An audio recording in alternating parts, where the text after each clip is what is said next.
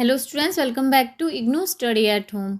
ये video BPSC 101 के students के लिए है। इसमें मैं आप लोगों के साथ इम्पोर्टेंट प्रश्न शेयर कर रही हूँ। मैं आप लोगों के साथ जो जून मैं आप लोगों के साथ इसमें इम्पोर्टेंट प्रश्न शेयर कर रही हूँ और ये प्रश्न आपके दिसंबर 2022 के एग्ज़ाम पेपर में आए हुए हैं। तो ये प्रश्न आप लोगों के लिए इसीलिए इम्पोर्टेंट है। इसमें मैं आप लोगों के साथ दो प्रश्न के आंसर शेयर करूंगी। एक कल्याणवाद के ऊपर टिप्पणी लिखनी है। कल्याणवाद यानी कि आधुनिक उदारवाद जो है उसे कल्याणवाद कहा गया है। और नेक्स्ट प्रश्न है वो है वर्ग संघर्ष, यानी कि जो कार्ल मार्क्स ने वर्ग संघर्ष की जो अवधारणा दी है उसके बारे में बताइए, विस्तार से बताइए। तो पहले हम यहाँ पर कल्याणवाद के बारे में लिखेंगे कि कल्याणवाद किसे कहते हैं।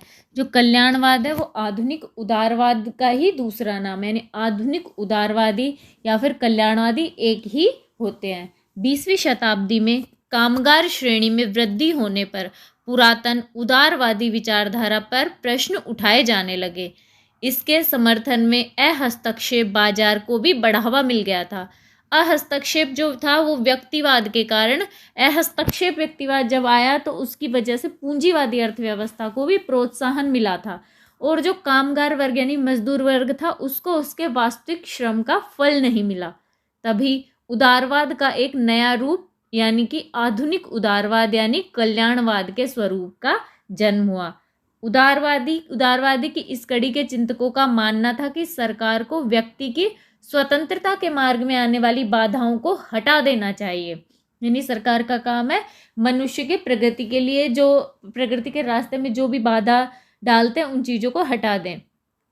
इस कथन या विचार के प्रवक्ता TH ग्रीन थे। उनके अनुसार सरकार की अत्यधिक शक्ति प्रारंभिक युग में स्वतंत्रता के विरुद्ध एक बड़ी बाधा थी, परंतु 19वीं शताब्दी के मध्य में ये शक्तियां भारी मात्रा में कम हो गई या उनका न्यूनीकरण यानी कि उनको कम कर दिया गया था, घटा दिया गया था। अब नए प्रकार की समस्याएं पैदा हो गई, जैसे गरीबी, रोग फैलना, भेदभाव, शोषण व उपेक्षा।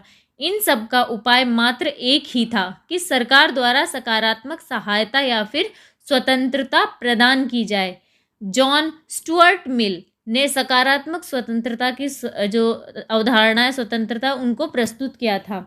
यहाँ पे स्वतंत्रता 2 बार लिख दिया गया, तो वहाँ पे स्वतंत्रता की अवधारणा को प्रस्तुत किया था, जिसके परिणाम स्वरूप नकारात्मक व सकारात्मक उदारवादी में परिवर्तित हो गए। आगे जाके मिल ने अहस्तक्षेप व्यक्तिवाद के संरक्षण के साथ आरंभ इसे किया था, पर नई सामाजिक आर्थिक वास्तविकताओं को ध्यान में रखते हुए इसकी कमियों को अच्छे से समझ लिया था और फिर उसमें उन्होंने सुधार की प्रक्रिया आरंभ कर दी थी। अतः उन्होंने एक ऐसे क्षेत्र की खोज की थी कि जहाँ पर जो राज्य था उसका हस्तक्षेप था व्यक्तियों की स्वतंत्रता में, उसके औचित्य को सिद्ध किया जा सकता है। इससे भिन्न एक व्यक्ति के 2 कार्य बताए, स्वयं से संबंधित कार्य और अन्य से संबंधित कार्य। स्वयं से संबंधित कार्य यानी कि हमारे अपने आप से संबंधित, और दूसरों के कार्यों को भी देखें तो दूसरों के कार्य से संबंधित।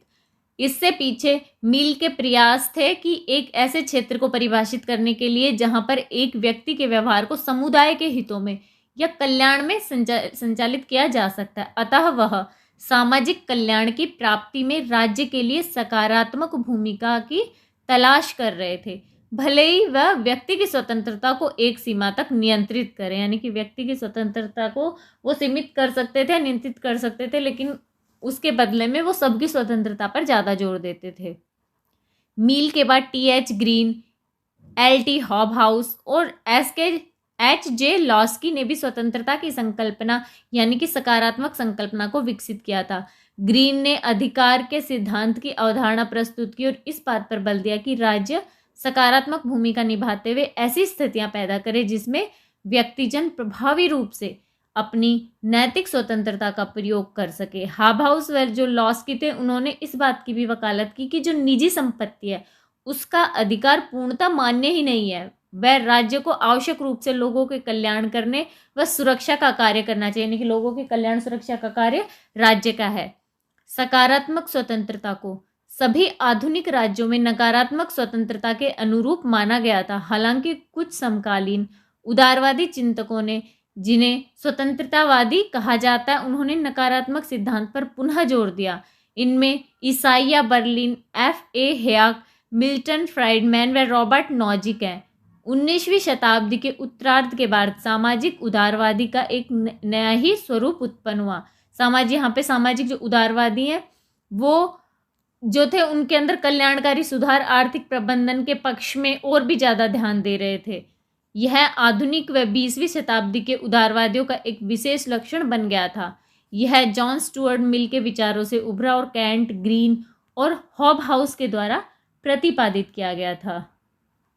आधुनिक जो उदारवादी थे वो विश्वास करते थे कि व्यक्ति प्रगतिशील है और उसमें स्वयं के विकास के लिए असीमित संभावनाएं होती हैं, ऐसी जो अन्यों में इसी संभावना के जोखिम को नहीं डालती हैं। यह दृष्टिकोण न्याय के वितरण के सिद्धांत को भी प्रतिपादित करता है। वह समर्थन के साथ ही कल्याणकारी राज्य का प्रयोग भी करता है। आधुनिक उदारवादी राज्य के प्रति समानुभूति प्रवृत्ति को अधिक प्रदर्शित करता है। इसे कल्याणकारवाद के रूप में देखा जा सकता है, जाना जा सकता है। कल्याणवाद की प्रक्रिया में प्रथम विश्व युद्ध के कारण बहुत बाधाएं आई थी। इस युद्ध का विनाश व्यापक घातककारी था, परंतु साथ ही इसमें कुछ सकारात्मक परिणाम भी थे, जैसे यूरोप के 4 बड़े साम्राज्यवादी राजवंश जर्मनी, ऑस्ट्रेलिया, हंगरी, रूस व ओटोमन तुर्की उदारवादी स्वतंत्रता जो थे वो उदारवादी स्वतंत्रता लोकतंत्र में परिवर्तित हो गए थे। यूरोप ने वर्सावा की संधि के द्वारा अपना स्वयं का पुनः निर्माण भी कर लिया था। इसका अर्थ है कि साम्राज्यवाद को विघटन राष्ट्रीय समरूप राज्यों के रूप में सामने आया था। इसके बाद लीग ऑफ नेशन की स्थापना हुई, जिसका की उद्देश्य आगे होने वाले युद्धों को रोकना व अंतरराष्ट्रीय झगड़ों को शांति से सुलझाना था, परंतु यह व्यवस्था भावी युद्धों को ना रोक सकी। इसके बाद अनेक घटनाएं घटी, जैसे विजयी राज्यों द्वारा समझौते की शर्तें बहुत ही ज़्यादा कर्कश भी रखी गई थी, जिससे दबाव पड़ा और नाजीवाद का जन्म हुआ और रूस में साम्यवाद का जन्म हुआ। इसने उदारवाद को भी चुनौती दी, क्योंकि युद्ध के बाद की अवधि में पुराने नारे संपत्ति की भागीदारी के स्थान पर विकास दर को बढ़ाने के ऊपर जोर रहा। ऐसा इसलिए था क्योंकि ब्रिटिश अर्थशास्त्री J.M. कीन्स की नीति से प्रभावित थे। उदारवादी जो थे वो चाहते थे कि सरकार ऋण ले, कर लगाए व व्यय करे, न केवल व्यापार चक्र को संकुचित होने से रोकने के लिए बल्कि अर्थव्यवस्था को भी विकसित करने के लिए। अतः युद्ध के बाद के दशकों में उदारवादी लोकतंत्रों में सामाजिक कल्याणकारी कार्यक्रमों का विस्तार हुआ था।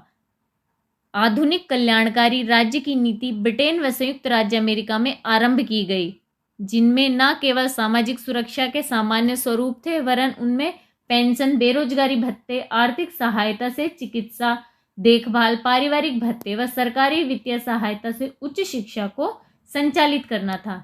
यह मॉडल एशिया व अफ्रीका द्वारा भी अपनाया गया व उन नए राष्ट्रों के द्वारा भी जिन्होंने ब्रिटिश व फ्रांसीसी औपनिवेशिक साम्राज्यवाद से 1950 से 60 के प्रारंभिक दशकों में स्वतंत्रता प्राप्त की थी।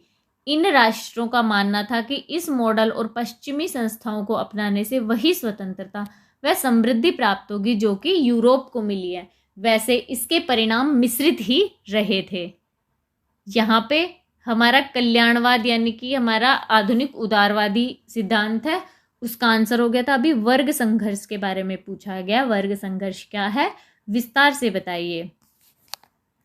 वर्ग संघर्ष कार्ल मार्क्स द्वारा प्रतिपादित एक सिद्धांत है। कार्ल मार्क्स के अनुसार समाज में फैली व्यवस्था समाज को 2 वर्गों में विभक्त कर देती है और ये दोनों वर्ग एक दूसरे से लगातार संघर्ष करते रहते हैं। 2 वर्ग कभी भी आपस में रहते साथ साथ है, लेकिन शांतिपूर्वक नहीं रहते हैं। मार्क्स के अनुसार पूंजीवादी व्यवस्था में समाज शोषक व शोषित वर्ग में होता है और दोनों वर्गों में इतनी असमानता होती है कि शोषित वर्ग क्रांति की ओर अग्रसर होने लगता है और दोनों वर्गों के बीच वर्ग संघर्ष की स्थिति बन जाती है।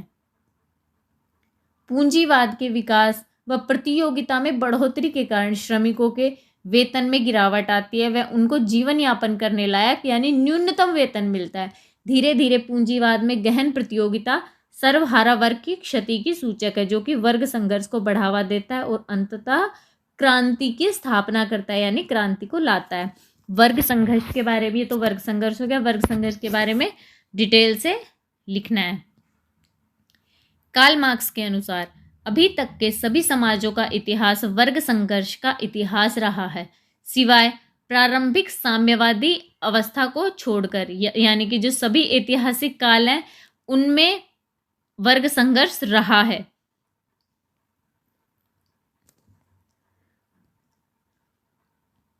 कार्ल मार्क्स के अनुसार अभी तक के सभी समाजों का इतिहास वर्ग संघर्ष का इतिहास रहा है, सिवाय प्रारंभिक साम्यवादी अवस्था को छोड़कर।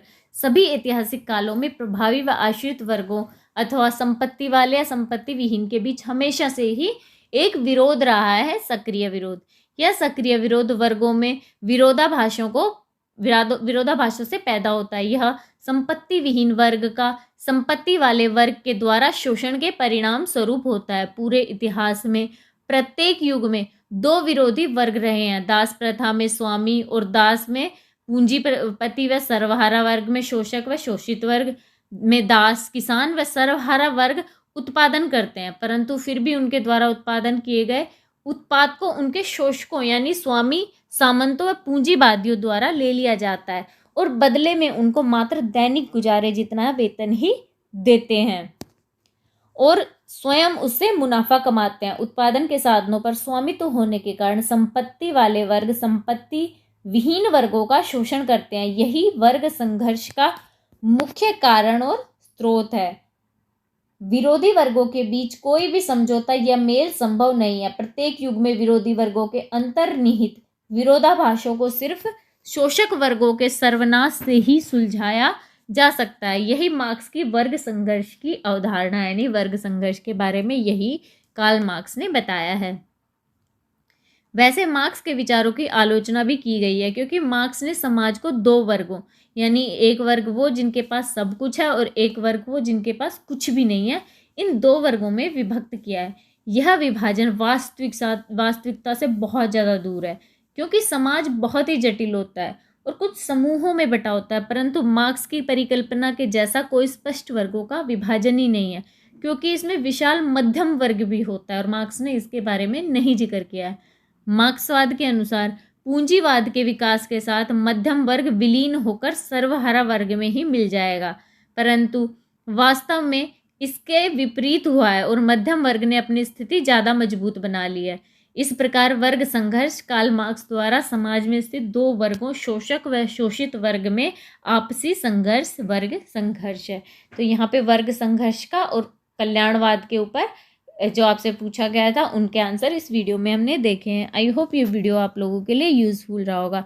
अगर आप लोगों के लिए वीडियो यूज़फुल रहा हो तो प्लीज़ चैनल को लाइक एंड सब्सक्राइब जरूर कीजिए। मिलते हैं अगले वीडियो में कुछ नए इन्फॉर्मेशन के साथ।